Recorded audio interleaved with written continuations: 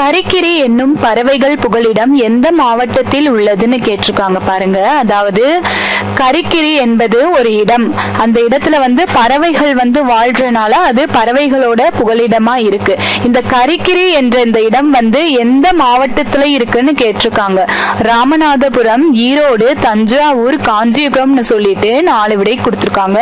இதுல கரிக்கிரி என்ற பறவைகள் சரணாலயம் காஞ்சிபுரம் மாவட்டத்துல இருக்கக்கூடியது. இந்த ராமநாதபுரம் மாவட்டத்துல மேல் செல்வனூர் என்ற இடத்துல பறவைகளோட சரணாலயம் இருக்கு. ஈரோடு வெள்ளோடு என்று சொல்லக்கூடிய பறவைகள் சரணாலயம் இருக்கு.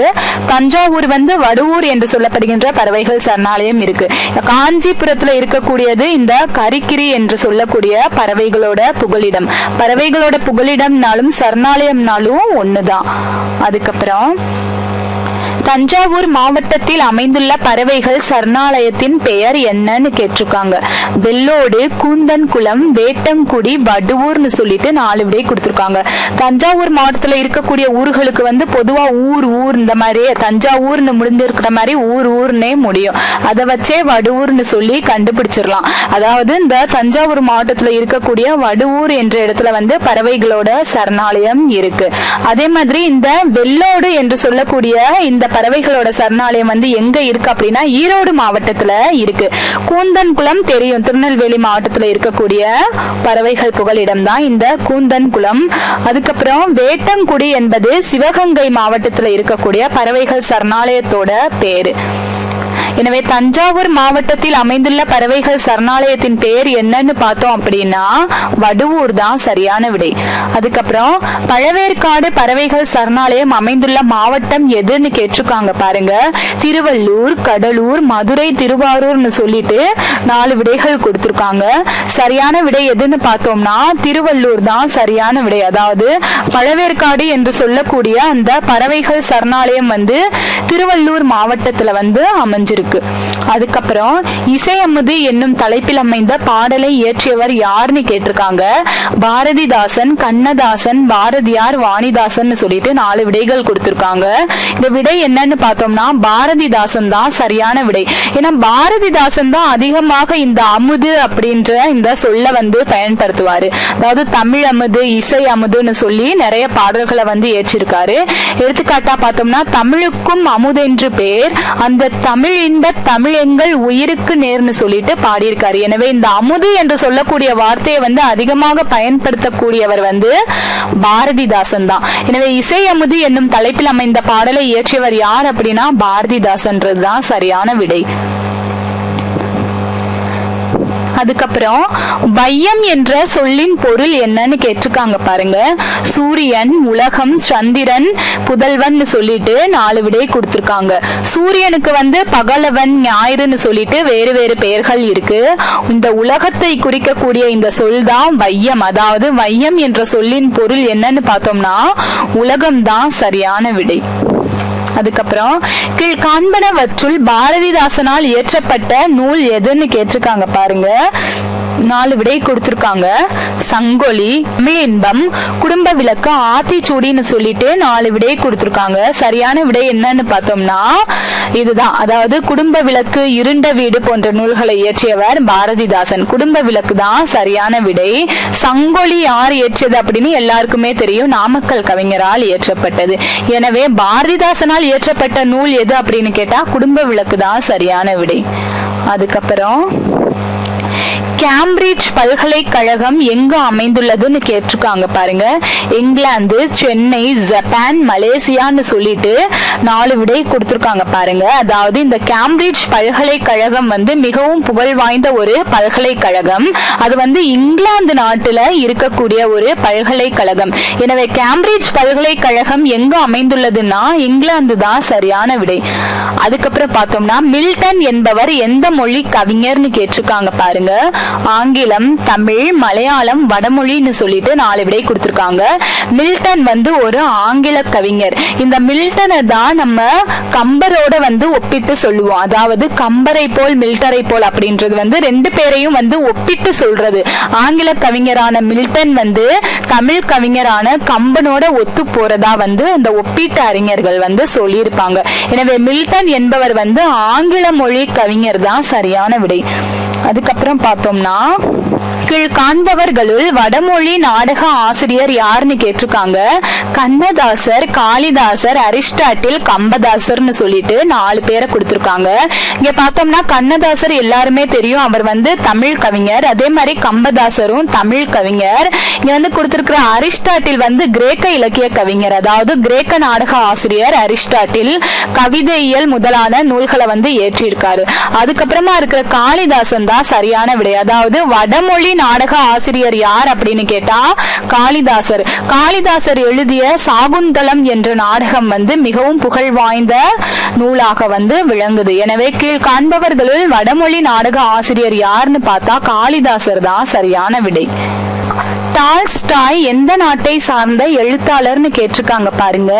இங்கிலாந்து, ஆஸ்திரேலியா, ஜப்பான், ரஷ்யான்னு சொல்லிட்டு 4 விடைகள் கொடுத்திருக்காங்க. டால்ஸ்டாய் என்பவர் வந்து ஒரு சிறந்த நாவலாசிரியர், சிறந்த எழுத்தாளர். டால்ஸ்டாய் நாவல்கள் வந்து மிகவும் பிரசித்தி பெற்ற நாவல்கள்.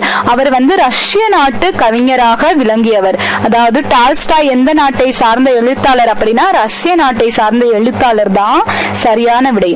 அதுக்கப்புறம் பார்த்தோம்னா விஸ்வபாரதியில் பணிபுரிந்த பேராசிரியர் யாருன்னு கேட்டிருக்காங்க பாருங்க. கிருபாலினி, பெர்னார்ட் ஷா, மில்டன், ஷேக்ஸ்பியர்னு சொல்லி 4 விடைகள் கொடுத்திருக்காங்க. விஸ்வபாரதியில் பணிபுரிந்த பேராசிரியர் யாருன்னா கிருபாலினி தான் சரியான விடை. அதாவது கீழே கொடுக்கப்பட்டுள்ள விடைகள்ல வந்து கிருபாலினி தான் சரியான விடையா அமைஞ்சிருக்கு. அதுக்கப்புறம் பார்த்தோம்னா போரும் அமைதியும் என்ற நாவல் யாரால் இயற்றப்பட்டதுன்னு பார்த்தோம் அப்படின்னா 4 விடை கொடுத்திருக்காங்க பாருங்க. கிருபாலினி, ஷேக்ஸ்பியர், டால்ஸ்டாய், பெட்ரன் ஸ்ட்ரெஸ்ஸஸ் சொல்லக்கூடிய இந்த 4 விடைகள் கொடுத்திருக்காங்க. இதுல வந்து சரியான விடை எதுன்னு பார்த்தோம்னா டால்ஸ்டாய் தான் சரியான விடை. போரும் அமைதியும் என்று சொல்லக்கூடிய நாவல் வந்து டால்ஸ்டாயால இயற்றப்பட்ட நாவல். அதுக்கப்புறம் தன என்ற சொல்லின் இலக்கண குறிப்பு தருகன்னு கேட்டிருக்காங்க பாருங்க. அடுக்கு தொடர், இரட்டை கிளவி, பேரச்சம், வினையச்சம்னு சொல்லிட்டு 4 விடை கொடுத்திருக்காங்க. இதுல வந்து சரியான விடை எதுன்னு பார்த்தோம்னா இரட்டை கிளவி தான் சரியான விடை.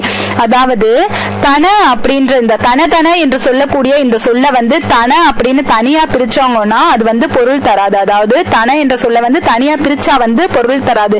தன அப்படின்னு சேர்த்து வாசிக்கிறப்பதான் பொருள் தரும். அதே மாதிரி சலசல, தக இந்த மாதிரி வரக்கூடிய சொற்கள் எல்லாமே இரட்டை கிளவி. ஆனா அடுக்கு தொடர் எப்படி வரும் அப்படின்னா பாம்பு அப்படின்னு சொல்றோம் இல்லையா, பாம்பு அப்படின்னு ஒரு தடவை தனியா சொன்னாலே பொருள் தரும். ஆனா 2-3 தடவை சொல்றாங்க, அந்த மாதிரி சொல்றதுதான் வந்து அடுக்கு தொடர். பிரித்தால் பொருள், அதாவது 2 சொற்கள் வரும். அதாவது ஒரே சொல் வந்து 2 முறை வரும், 2 முறையோ 3 முறையோ அடுக்கி வரும். இந்த மாதிரி 2 முறை அடுக்கி வந்தால் வந்து அது இரட்டை கிளவியா இருக்கும். அந்த மாதிரி அடுக்கி வர்றதுல வந்து பிரிச்சா பொருள் தராம இருக்கிறது தான் இரட்டை கிளவி. பிரிச்சா பொருள் தந்துருச்சு அப்படின்னா அது வந்து அடுக்கு தொடர். பெரும்பாலும் வந்து குழப்பக்கூடிய ஒரு இலக்கண குறிப்பு என்னன்னு பார்த்தோம்னா அடுக்கு தொடரும் இரட்டை கிளவியும் வந்து ரொம்ப குழப்பக்கூடிய ஒரு இலக்கண குறிப்புகள். இதுல வந்து எளிமையா புரிஞ்சுக்கிறது எது அப்படின்னா பாம்புன்னு சொல்றோம் இல்லையா, பாம்பு வந்து தனியா பிரிச்சாலே வந்து பாம்பு அப்படின்ற பொருளை குறிக்கும்.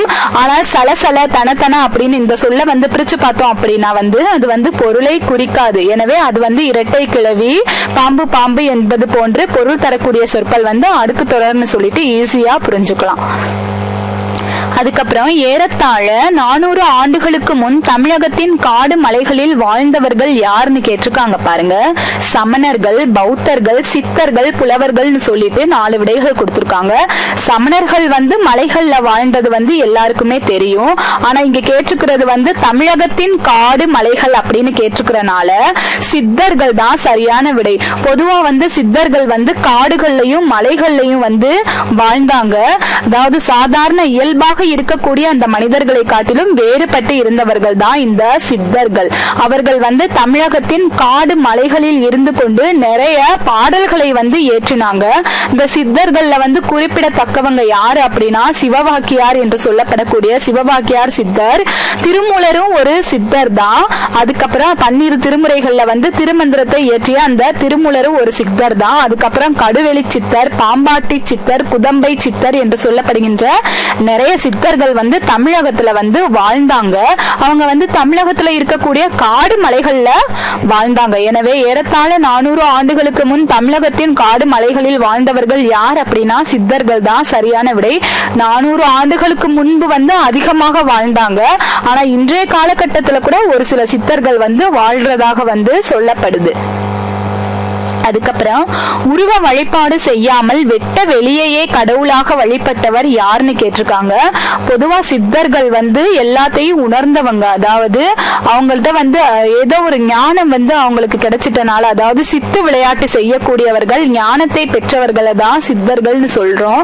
அந்த சித்தர்கள் வந்து ஒவ்வொரு சித்தர்கள் வந்து ஒவ்வொரு வகையினர். அதாவது கிறிஸ்தவத்துல கூட சித்தர்கள் இருக்கிறதா வந்து சொல்லப்படுது. அதாவது இயேசுவை வணங்கக்கூடிய சித்தர்களும் இருக்காங்க, சிவபெருமான வணங்கக்கூடிய சைவ சித்தர்களும் இருக்காங்க. ஆனா வந்து உருவ வழிபாடே செய்யாம வெட்ட வெளியே கடவுளாக வழிபட்ட சித்தர் யாரு அப்படின்னா 4 ஆன்சர் கொடுத்திருக்காங்க பாருங்க. பாம்பாட்டி சித்தர், கடுவெளி சித்தர், சிவவாக்கியார், குதம்பை சித்தர்னு சொல்லிட்டு இது எல்லாமே பெரும்பாலும் வந்து காரண பெயர்களா தான் இருந்தது. அதாவது பாம்பை வச்சுட்டு ஆட்டிட்டு இருந்த அந்த சித்தருக்கு வந்து பாம்பாட்டி சித்தர், மகுடி எடுத்து பாம்பை வச்சுட்டு ஆட்டிட்டு இருந்த அந்த சித்தருக்கு வந்து பாம்பாட்டி சித்தர்னு பேர் வந்துருச்சு. குதம்பை அப்படின்ற சொல்ல வந்து தன்னோட பாடல்கள்ல அதிகமாக பயன்படுத்தினால குதம்பை சித்தர்னு பேர் வந்துருச்சு. இந்த கடுவெளி சித்தர் எதுக்கு பேர் வந்துருச்சுன்னா உருவ வழிபாடு இல்லாம இந்த வெட்ட வெளியே கடவுளாக வச்சனால அவருக்கு வந்து கடுவெளி சித்தர் அப்படின்னு பேர் வந்துருச்சு. எனவே உருவ வழிபாடு செய்யாமல் வெட்ட வெளியே கடவுளாக வழிபட்டவர் யார் அப்படின்னா கடுவெளி சித்தர் தான் சரியான விடை. அதுக்கப்புறம் வைதோரை கூட வையாதே இந்த வையம் முழுதும் பொய்த்தாலும் பொய்யாதே என்று பாடியவர் யார்? இது ஒரு சித்தர் பாட்டு. இந்த பாட்டை இயற்றிய சித்தர் யாருன்னு கேட்டிருக்காங்க பாருங்க. அழகுனி சித்தர், குதம்பை சித்தர், கடுவெளி சித்தர், சிவவாக்கியார்னு சொல்லிட்டு 4 விடைகள் கொடுத்திருக்காங்க. சரியான விடை எதுன்னு பார்த்தோம்னா கடுவெளி சித்தர் தான் சரியான விடை. அவர் தான், அதாவது வைதோரை கூட வையாதே, உன்னை யாரு வைறாங்களோ அவங்கள கூட நீ வைய வேண்டாம், இந்த வையம் முழுதும் பொய்த்தாலும் பொய்யாதே, அதாவது ஒரு விஷயத்தை வந்து உண்மைப்படுத்துறதுக்காக இந்த வையம் இந்த உலகம் முழுதுமே வந்தாலுமே நீ வந்து பொய் சொல்லாதே, இந்த உலகம் முழுதுமே பொய் சொன்னாலும் சொல்லிட்டு போறாங்க, ஆனா நீ பொய் சொல்லாதே அப்படின்னு சொல்லக்கூடிய நிறைய அறக்கருத்துக்களை போதனைகளை எடுத்து சொல்லியிருக்காரு இந்த கடுவெளி சித்தர். இந்த பாடலை பாடியவர் யார் அப்படின்னா கடுவெளி சித்தர் தான் சரியான விடை. அதுக்கப்புறமா பாருங்க, தந்தை பெரியாரின் இயற்பெயர் என்னன்னு கேட்டிருக்காங்க பாருங்க. 4 விடை கொடுத்திருக்காங்க. ராமசாமி, கந்தசாமி, குப்புசாமி, ராமநாதன் சொல்லிட்டு 4 விடை கொடுத்திருக்காங்க. சரியான விடை எதுன்னு பார்த்தோம் அப்படின்னா ராமசாமி தான் சரியான விடை. தந்தை பெரியாருக்கு வந்து தாய் தந்தையர் இட்ட பெயர் வந்து ராமசாமி, அதுவே அவரோட இயற்பெயரா அமைஞ்சிருக்கு. அதுக்கப்புறம் பாருங்க, கீழ் காண்பனவர்களுள் ஈவேரா என்று அழைக்கப்படுபவர் யாருன்னு பார்த்தா அறிஞர் அண்ணா, தந்தை பெரியார், எம்ஜி ராமச்சந்திரன், வி கிரீன்னு சொல்லிட்டு 4 விடை கொடுத்திருக்காங்க.